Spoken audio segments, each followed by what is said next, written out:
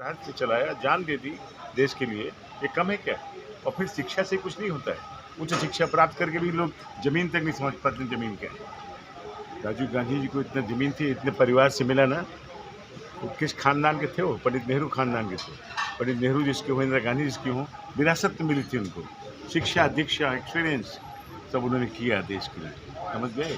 मणिशंकर अय्यर भी उन्हीं इसमें बने होंगे, लेकिन क्या कहूँ, अफ़सोस है उनके कहने पे कि क्या कहते हैं, क्या सोचते हैं, उनके सोचने पे।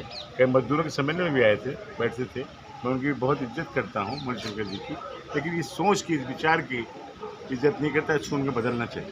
पर आखिर ऐसा क्या है कि मणिशंकर विपक्ष में रहकर सरकार से सवाल ना करके अपने ही पार्टी कांग्रेस ने जिन्होंने उनको कैबिनेट मंत्री बनाया, उनको आगे बढ़ाया, उन पर आरोप लगाते रहते हैं, हमेशा कांग्रेस के लिए चिंता का विषय बनते हैं और यही कारण था कि राजीव गांधी पर उन्होंने ऐसा बयान दिया। देखिए, ऐसा है, कांग्रेस ने इस देश को आज़ादी दिलाई, समझ रहे हैं? उस समय कोई नहीं था। न तो बीजेपी थी, न कम्युनिस्ट पार्टी थी, not a single party. Only Congress party ने देश को आज़ादी दिलाई और देश के किसानों, मजदूरों, नौजवानों ने आज़ादी दी। गांधी जी के, सरदार पटेल के, पंडित नेहरू के नेतृत्व में आज़ादी दिलाई। और इससे पंडित नेहरू जब देश के प्रथम प्राइम मिनिस्टर हुए, इस देश को अपने पैरों पर खड़ा किया, तमाम पब्लिक सेक्टर को खड़ा किया।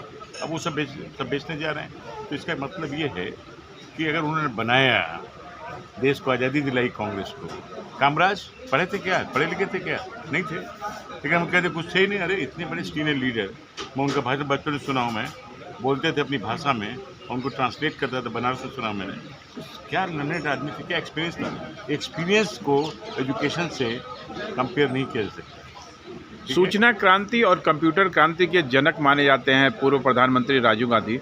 उनको लेके जिस तरह कहे कि वो कैम्ब्रिज में फेल हो गए, जहाँ कोई फेल नहीं होता, वहाँ फेल होना भी बड़ा मुश्किल है, फर्स्ट क्लास पास होना बड़ा आसान है, इंपीरियल कॉलेज में गए वहाँ भी फेल हो गए, इस तरह के आरोप कहीं ना कहीं राजीव गांधी की छवि को धूमिल करने की कोशिश है। यूनिवर्सिटी में फेल हुए, लेकिन ज़िंदगी के इम्तिहान में पास हुए। ज़िंदगी देकर इस देश के लिए ज़िंदगी दी उन्होंने, इसमें पास हुए। तो मणिशंकर अय्यर क्यों उनकी छवि को धूमिल करना है? उसके पीछे की सोच क्या है? उनकी सोच क्या है उसके पीछे? अब उनको पूछिए, क्या कोई नाराजगी है? कहते हैं कांग्रेस ने मुझे बर्बाद कर दिया, मेरा कैरियर बर्बाद कर दिया। उनके मन में क्या है मैं कैसे बता सकता हूँ?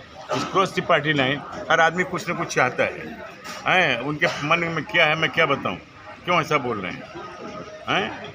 मैं तो ज़मीन पे खड़ा हूँ और हमेशा राजीव जी मुस्कुरा के कहते थे, when he was the prime minister, एक डेलीगेशन के साथ मैं 4 लोगों के साथ गया, जब चौथा आदमी रह गया, उन्होंने कहा Ashok Singh now time is over. मैं sir give me 1 minute, he is coming from Varanasi, otherwise he will abuse me outside. बाहर निकल कर हमको बोलने नहीं दिया। Okay fine.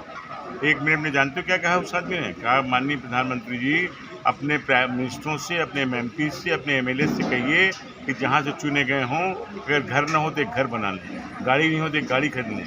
जब दूसरे घर की नींव खुदने लगती है तो पार्टी की नींव खुदने लगती है। वेरी गुड मिस्टर गोपी उड़ाओ, नोट करो इस बात को, बहुत ज़रूरी है। ये था राजीव गांधी का चिंतन, ये सोच थी, ये विचार था, ये सम्मान करते थे लोगों को, समझ गए? सर, कांग्रेस नेता मणिशंकर अय्यर ने राजीव गांधी को लेकर बहुत गलत बयान दिया कि वो 2 बार फेल हुए और उसके बाद वो भारत के प्रधानमंत्री बन गए। कैसे देखते हैं मणिशंकर अय्यर के इस बयान को? देखिए, सबसे पहली बात तो जो आपने मणिशंकर जी के बयान की कहा, तो ये कांग्रेस पार्टी और राजीव गांधी जी की बदौलत ही थे, नहीं तो ये सिविल सर्वेंट थे और नेता तो ये कभी नहीं थे। लेकिन हाँ, मंत्री रहे, वो उन्हीं के कृपा से रहे। और आजकल बहुत से हम लोग जो टूल किट की बात सुनते हैं, तो ये कुप्रचार का टूल किट है, देश विरोधियों का टूल किट है, उसके एक नए टूल के रूप में आए हैं। जहाँ तक राजीव गांधी जी का सवाल है, तो जो 21वीं सदी में उन्होंने सपना देखा था भारत के आगे बढ़ने का, कंप्यूटर क्रांति के जनक थे, पंचायती राज योजना उन्हीं की देन है। ऐसे विचार रखने वाले, ऐसा काम करने वाले, ये तो देश का दुर्भाग्य है कि राजीव जी इतनी जल्दी चले गए। अगर उनको कुछ समय और मिला होता तो आज हमारा देश वास्तव में तरक्की के आयाम बहुत नए तय कर रहा होता, बहुत आगे होता। और इस किस्म के जो लोग बात कर रहे हैं, इनकी ना बात करने की हिम्मत पड़ती, और वैसे भी जिनका सेनाइल डिके हो चला हो, उनके लिए क्या कहना है, उम्र में बड़े हैं, उनको थोड़ा अपना मनोरोग का इलाज कराना चाहिए, बजाय इसके कि अनर्गल बयान पब्लिक में दें। इससे किसी का फ़ायदा नहीं है और उनकी असलियत सामने आती है। पर जिस तरह से उन्होंने कहा कि ऑक्सफोर्ड में फेल होना बड़ा कठिन है, फर्स्ट क्लास पास होना बड़ा आसान है, इंपीरियल कॉलेज में गए वहाँ भी फेल हुए, तो इस तरह के बयान देखिए इस समय राजीव गांधी की छवि को क्यों धूमिल करना चाहते हैं? देखिए, पहली बात तो ये है कि सब अनर्गल बातें हैं। जिनके साथ वो मंत्री जिनकी कृपा से रहे, जिनकी वजह से राजनीति में आए, ऑक्सफोर्ड और कैम्ब्रिज, यहाँ सबसे तब के जो राजीव गांधी निकले, और राजीव गांधी तो उस चीज़ की उत्पत्ति थे जो भारत का स्वतंत्रता संग्राम था। उसमें जो नेता लोग लगे थे, जो विचारधारा थी, उस विचारधारा का ही परिणाम स्वरूप था कि हमको पिछली शताब्दी में इतने अच्छे नेता मिले। राजीव गांधी जी निहायत भले आदमी थे। आप अगर आज भी हिंदुस्तान में किसी से पूछिए, उनसे कभी मिला होगा तो उनकी भलमनसात का कायल होगा। हम लोग उन सौभाग्यशाली लोगों में हैं कि उनसे मिले भी, उनकी भलमनसात भी जानते हैं और हमने उनका कार्यकाल भी देखा है।